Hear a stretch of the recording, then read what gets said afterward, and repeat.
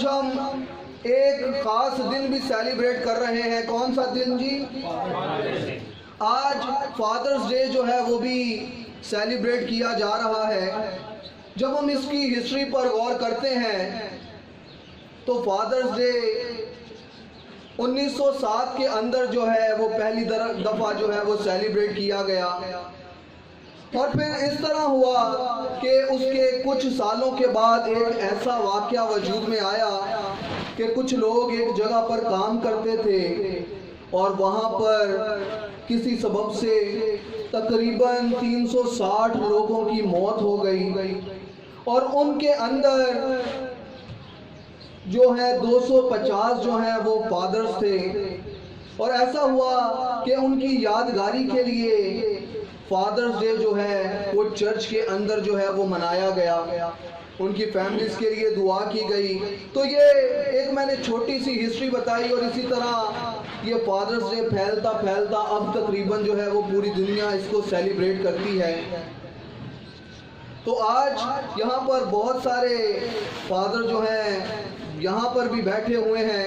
تو بڑے دھیان کے ساتھ آج ہم خداوند کے کلام کو سنیں گے کہ خداوند کا کلام ہمیں فادرز ڈے کے بارے میں کیا کہتا ہے. جہاں پر ہم رہتے ہیں اس معاشرے کے اندر، اس ملک کے اندر، اس دنیا میں کئی قومیں آباد ہیں جن کا تعلق الگ الگ قبیلوں سے ہے، الگ الگ قوموں سے ہے، الگ الگ فرقوں سے ہے، پر ان کی ایک تعلیم جو ہے وہ مشترکہ پائی جاتی ہے کہ ہر فرقے کے اندر، ہر مذہب کے اندر، ہر قوم کے اندر یہ بات پائی جاتی ہے کہ کیا کرنی ہے جی؟ باپ کی عزت کرنی ہے. یہ تعلیم ہر مذاہب کے اندر جو ہے یہ تعلیم پائی جاتی ہے. لیکن جب ہم اپنے معاشرے پر غور کرتے ہیں تو میں نے بہت سارے لوگوں کو دیکھا، آپ نے بھی دیکھا ہوگا، جنہوں نے اپنے گھروں کے اندر جو ہیں وہ مختلف طرح کے جانور رکھے ہوئے ہیں، پرندے رکھے ہوئے ہیں. کتنے لوگوں نے دیکھا کہ لوگوں نے طرح طرح کے جانور رکھے ہوئے ہیں؟ آپ لوگوں نے دیکھا؟ مجھے کچھ ہاتھ نظر نہیں آئے، شاید ان لوگوں نے نہیں دیکھا.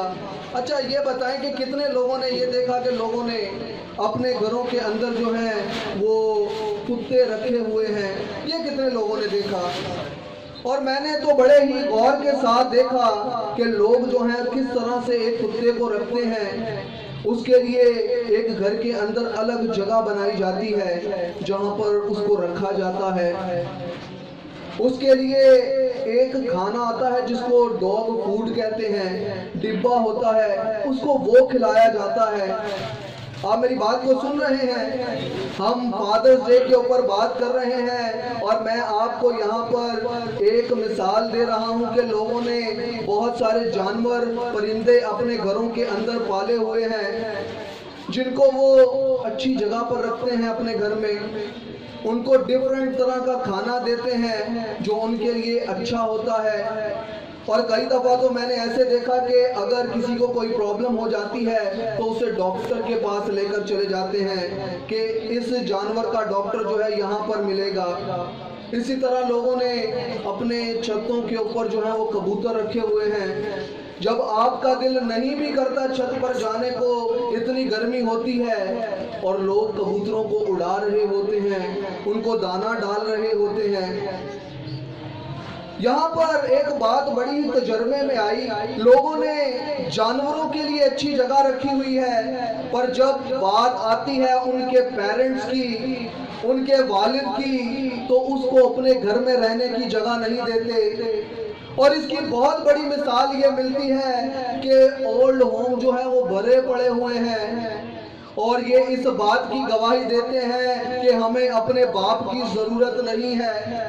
اس لیے وہ جانوروں کو رکھنا پسند کرتے ہیں، ماں باپ کو اپنے گھر سے نکال دیتے ہیں.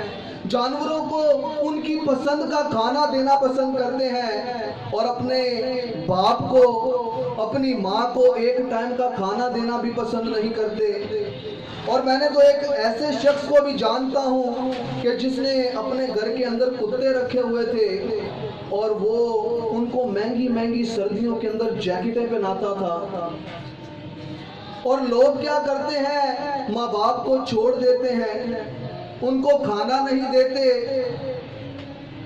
اور ان کو کھانا، اور اس کے ساتھ ساتھ جب ان کا وقت ہوتا ہے، جب وہ بوڑھے ہو جاتے ہیں، تو اپنے ماں باپ سے کہتے ہیں کہ ہمیں آپ سے بدبو آتی ہے، ان سے بات کرنا پسند نہیں کرتے۔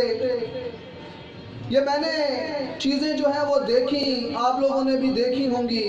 حالانکہ ہر مذہب، ہر فرقہ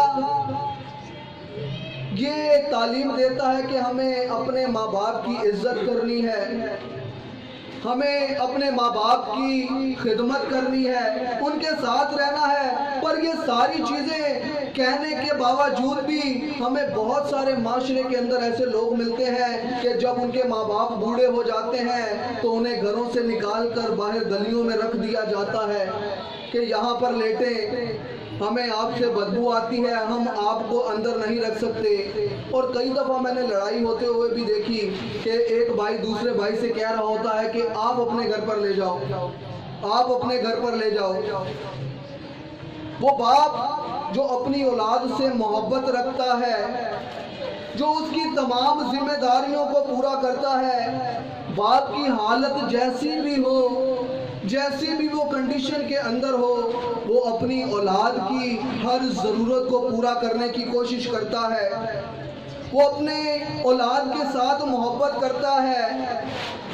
میں نے کئی دفعہ دیکھا عید تہواروں کے اوپر بہت سارے پیرنٹس کو میں نے دیکھا کہ وہ اپنے کپڑے نہیں خریدتے، پر وہ اپنی اولاد کے لیے اچھے سے اچھا کپڑا خریدنے کی کوشش کرتے ہیں تاکہ میری اولاد کو کوئی یہ نہ کہے کہ تو نے تو اچھے کپڑے نہیں پہنے۔ میں نے بہت سارے پیرنٹس کو دیکھا جیسے ہی ان کی اولاد جوان ہونا شروع ہوتی ہے، وہ اپنے بہت سارے شوق جو ہیں ان کو چھوڑ دیتے ہیں کہ نہیں، اب میری اولاد ہو گئی ہے، اب میں نے ان کی دیکھ بھال کرنی ہے، اب میرے شوق ختم ہو گئے۔ اور اگر آپ نے ابھی بھی محبت کو دیکھنا ہے، باپ کی محبت کو دیکھنا ہے، تو مجھے یہ بتائیں کہ سپر مارکٹ کون کون گیا ہے، جس کو ہم کچی مارکٹ بھی کہتے ہیں۔ آج بھی وہاں پر آپ کو بڑے ضعیف لوگ ملیں گے جو آپ کو وہاں پر مزدوری کرتے ہوئے نظر آئیں گے، وہاں پر آپ کو بوریاں اٹھاتے ہوئے نظر آئیں گے، اور وہ بوری جس کو ہم جو ہے وہ نہیں اٹھا سکتے، وہ آپ کو اٹھاتے ہوئے نظر آئیں گے۔ کئی دفعہ آپ کو ان پر ترس آئے گا، اور اگر آپ ان سے پوچھیں جی آپ یہ کیا کر رہے ہیں، تو وہ آپ کو اپنی اولاد کا ویژن بتاتے ہوئے نظر آئیں گے کہ میں نے بس اپنی بیٹی کی شادی کرنی ہے، میں اس کے لیے یہ کام کر رہا ہوں، میں نے بس اپنے بچے کو پڑھانا ہے، وہ ڈاکٹر کی ڈگری کر رہا ہے، اس کے لیے میں یہ کام کر رہا ہوں۔ باپ کی محبت کنڈیشن کیسی ہے، حالت کیسی ہے، عمر کون سی ہے، اور وہ اپنی اولاد کے ساتھ کیا کرتا ہے جی، محبت کرتا ہے اور اس کا اظہار کرتے رہتا ہے، اس کی تمام ذمہ داریوں کو پورا کرتے رہتا ہے، اور کہتا ہے کہ یہ کیا ہے جی، میرا کام ہے۔